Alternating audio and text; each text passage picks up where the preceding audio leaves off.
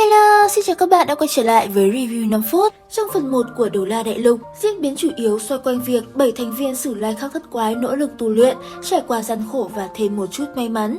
Cuối cùng tất cả đều trở thành phong hào Đấu La. Khi đạt được danh hiệu này, tuổi đời của cả đám cũng còn rất trẻ. Đây có lẽ là tổ đội mạnh nhất Đấu La Đại Lục, không chỉ về cấp độ hồn lực mà còn cả sự phối hợp ăn ý giữa các thành viên.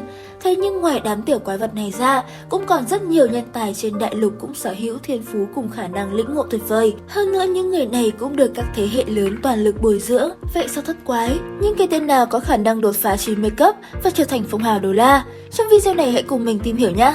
Cái tên đầu tiên mình xin phép nhắc đến chính là Phong Tiếu Thiên, võ hồn tật phong ma lang hệ cường công vô cùng mạnh mẽ. Trong cuộc thi đấu tinh anh toàn đại lục, bằng vào tư chất thủ lĩnh cùng sự tự tin vốn có, hắn đã khiến Đường Tam phải chật vật một hồi mới có thể giành chiến thắng. Sau này, khi gia nhập vào học viện Sử Lai Khắc, Phong Tiếu Thiên cũng là người lãnh đạo tài ba khi thống lĩnh những học viên trong học viện ở cuộc chiến của Thiên Đấu Đế Quốc với Võ Hồn Đế Quốc tại thành Gia Lăng Quan. Cái tên tiếp theo có lẽ chính là huynh đệ Hỏa Vô Song, sở hữu võ hồn hỏa thuộc tính. Hai anh em này có thể nói chỉ thua mỗi Mã Hồng Tuấn thôi.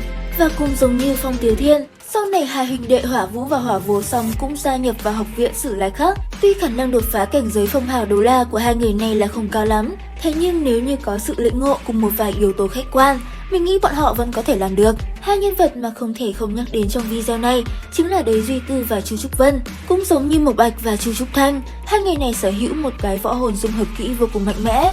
Hơn nữa trước đây, bằng vào thiên phú tu luyện cùng lĩnh ngộ của mình, Đế Duy Tư đã từng đánh bại Đế Mộc Bạch khi cùng sở hữu võ hồn Bạch Hổ. Chưa kể đến hắn cùng Chu Trúc Vân còn là những thủ lĩnh trong tương lai của Tinh La Đế Quốc, vì thế tài nguyên tu luyện tuyệt đối không thể xem thường. Vì vậy khả năng đột phá phong hào Đấu La là rất lớn. Gia tộc Lam Điện Bá Vương Long cũng có hai anh em có thể được liệt kê vào danh sách này, chính là Ngọc Thiên Tâm và Ngọc Thiên Hằng. Cả hai được truyền thừa võ hồn Lam Điện Phách Vương Long vô cùng cường đại, thuộc top những người mạnh nhất của chiến đội Hoàng gia Thiên Đấu Đế Quốc năm đó.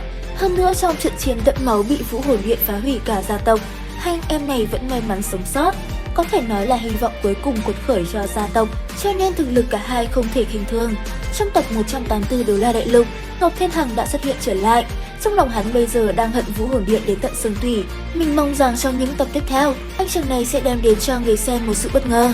Tiếp theo là một nhân vật vô cùng quen thuộc với chúng ta, người đã sát cánh và hỗ trợ cho đám thất quái trong chuyến tịch luyện tại Hải Thần Đảo, đó chính là Bạch Trầm Hương, là cháu gái của người đứng đầu Mẫn Chi nhất tộc, nàng sở hữu võ hồn Tiềm Vi Vũ Yến chuyên về tốc độ, khả năng trinh thám trên không có thể nói chỉ sau mỗi Đường Tam.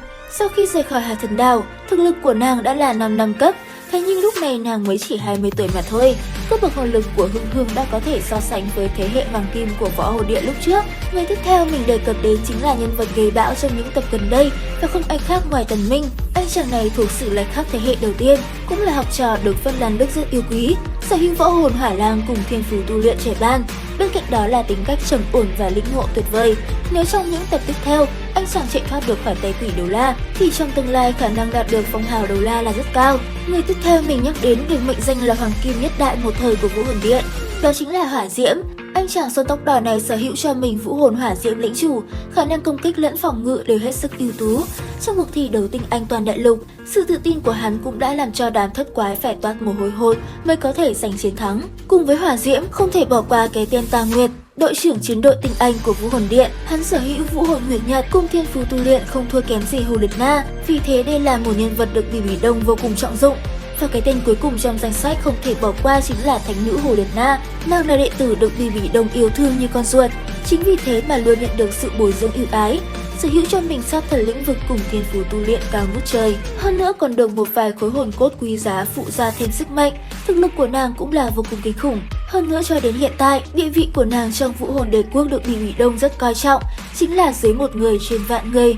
Bởi thế khả năng nàng có thể đạt tới phong hào Đấu La là không thể bàn cãi. Trên đây là một vài cái tên mình suy đoán có khả năng sẽ trở thành phong hào Đấu La trong tương lai. Tất cả chỉ là quan điểm cá nhân mình nên còn nhiều thiếu sót. Các bạn hãy góp ý giúp mình dưới phần bình luận nha. Video đến đây là hết. Xin chào và hẹn gặp lại các bạn ở những video tiếp theo.